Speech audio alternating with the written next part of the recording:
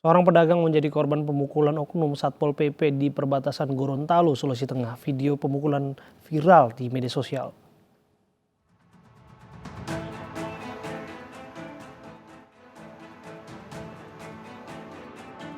Abdi Wijaya, seorang pedagang rempah-rempah, menjadi korban pemukulan oknum Satpol PP Kabupaten Buol saat melintas di pos perbatasan Paleleh, Tolinggula. Kejadian bermula saat korban yang membawa rempah-rempah menggunakan mobil berhenti di pos perbatasan karena dilarang melintas oleh Babinsa. Namun saat kendaraan lain diperbolehkan melintas, dirinya juga meminta untuk melanjutkan perjalanan dari Buol menuju ke Gorontalo. Namun petugas Satpol PP justru melarang dirinya tanpa alasan jelas. Saat meminta penjelasan, oknum Satpol PP tersebut justru memukul dan pukulan kembali diterima saat korban menuju pos untuk meminta penjelasan. Korban penganiayaan telah melapor ke Polsek Paleleh.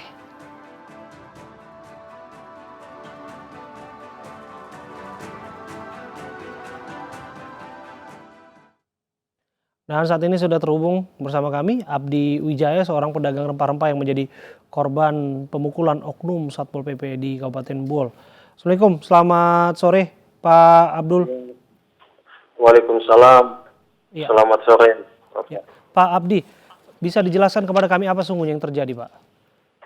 Iya Pak, saya kemarin malam menuju Buol, muat cabai sama tomat sama telur bahan sembako menuju kota Buol.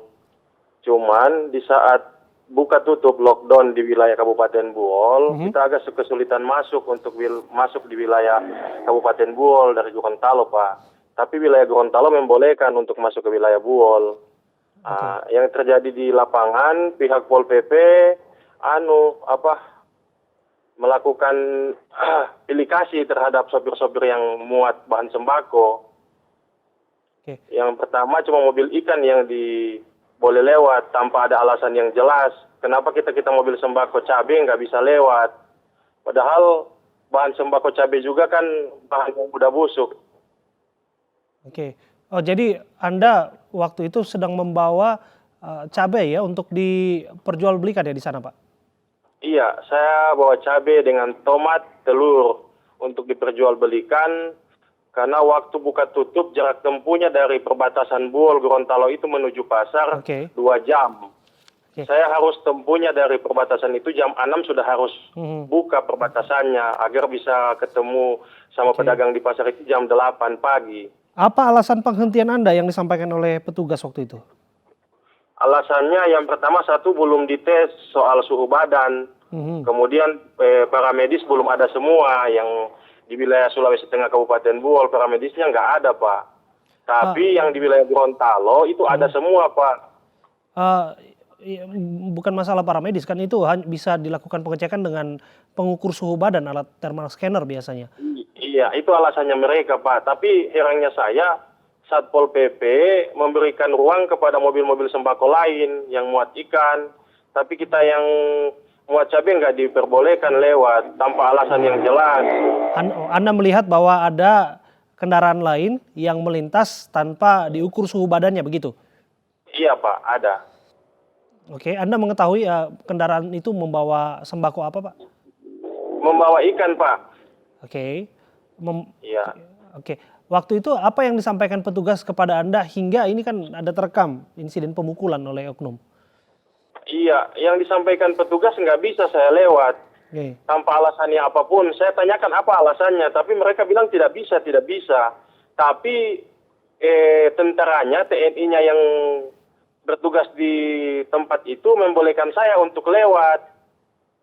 Karena mobil ikannya udah lewat, tinggal saya belum lewat. Tapi ketika saya lewat, tiba-tiba Satpol PP-nya nurunin tiang portalnya kena di mobil saya, sehingga saya turun kemudian langsung diamuk, dipukul. Oke, Anda mengalami luka-luka, Pak? Iya, Pak. Ya, Anda mengalami luka-luka akibat insiden ini? Iya, saya memar di bagian kepala, bibir pecah, lecet, leher, kemudian dada lebam. Oke. Dipukul bagian perut. Pengawasan seperti ini apakah memang biasa dilakukan di sana mengingat bahwa ada pandemi corona? Iya, Pak, pengawasan seperti ini udah dilakukan Kabupaten Buol udah sejak seminggu kemarin Pak, udah masuk 2 minggu, 14 hari, tapi diperpanjang lagi. Cuman yang menjadi pertanyaan kami selaku sopir sembako, tidak ada kejelasan mobil sembako bisa lewat atau tidak. Jadi seakan-akan bahwa yang menegakkan aturan ini yang mereka yang jaga di tapal batas. Oke. Tanpa ada acuan tiba. Penjagaan perbatasan ini dengan adanya perlakuan karantina wilayah ya di sana, Pak? Iya, Pak. Di wilayah mana saja, Pak, yang karantina di sana? Kalau wilayah kita yang karantina, wilayah Toli-Toli, perbatasan Toli-Toli Bungkul, kemudian Gorontalo, Sulut, Manado, kemudian Gorontalo Parigi Motong. Oke. Oke. Ini kan sudah masuk ke meja polisi laporannya, Pak. Apa ekspektasi Bapak? Kenapa, Pak? Ya, apa harapan Bapak, Pak? Insya Allah penegakan hukum tetap berjalan dan kemudian tidak ada pilih kasih, entah dia pegawai negeri sipil, entah dia aparat, entah dia pejabat, di mata hukum itu sama.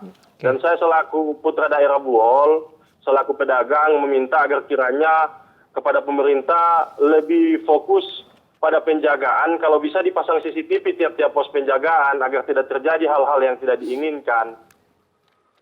Baik, terima kasih atas informasi Anda, Pak Abdi Wijaya, sudah berbincang bersama kami.